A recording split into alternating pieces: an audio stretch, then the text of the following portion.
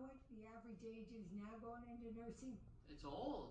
It's 28. It used to be 18 right out of high school. Right. You know, those kids wanted to be nurses. These that come in now, they have their degrees, but psychology mostly, and then they can't get a job. So then they go into nursing. And I'll tell you, 15 days in the hospital, I told you, I got one bath.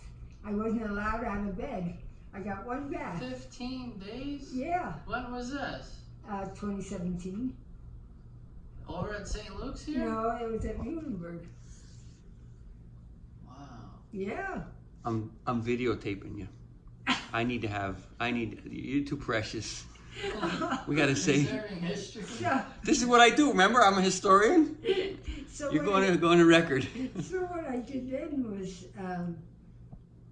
well, she came in. She filled out what she could in the paper. She said, "Here, you go to Muhlenberg and take your test, your entrance exam," and so then I went into nursing, graduated in '57.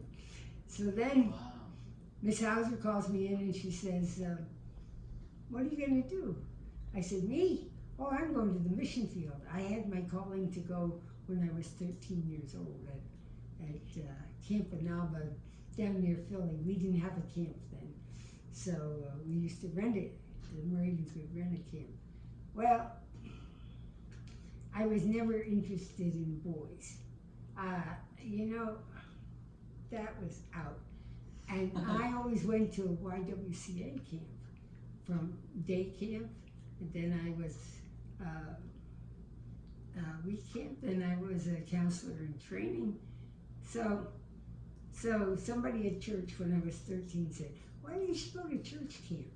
Mama said, "I'll talk to her." She said, "Why don't you go?" I said, "Okay." So we had to go on a bus. We get down there. They're all girls on the bus, so I feel, you know. And another thing is, nobody told me. I only took one dress because at the Y camp, you only had to wear a dress on Sunday to go to church. But when you went to church camp, you had to wear a dress every day.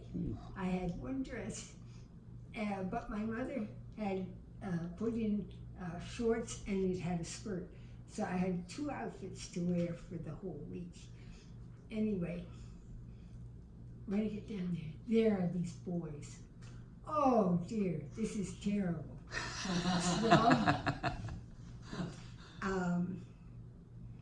What was really terrible was when it was playtime.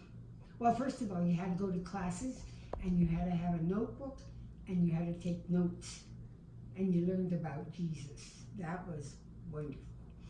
So then my cabin mother said, "Tonight is a big bonfire. It's a dedication, consecration service." I said, "What's that?" She said, "Well, if you want to," see, they didn't have lady ministers then.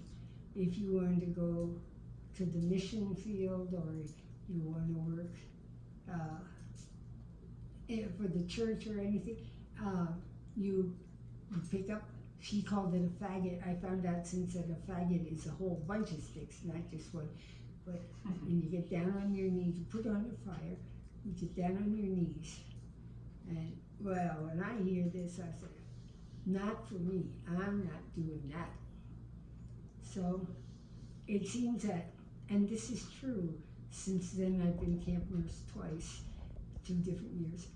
And when they have this, a whole bunch of kids will go right away. And so that's how it was at the bonfire. Then for me, I'm not good. No, I'm not good. Find myself getting up, going down, taking a stick, get down on my knees, because she said you could just go and say a Bible verse. So I said, "Let the words of my mouth and the meditation of my heart be acceptable in thy sight, O Lord, my strength and my redeemer." Now I'm down on my knees. I can't get up. They're like cemented. I can't get up. So I said, after a while, Okay, Lord, make me a nurse. Try to get up. Nothing doing. Still like cemented down. All right, God, make me a missionary nurse, but send me to Nicaragua. Don't send me to Alaska or Labrador. It's too cold. I don't want to go there. And then I could get up. And so that was How old were you? 13.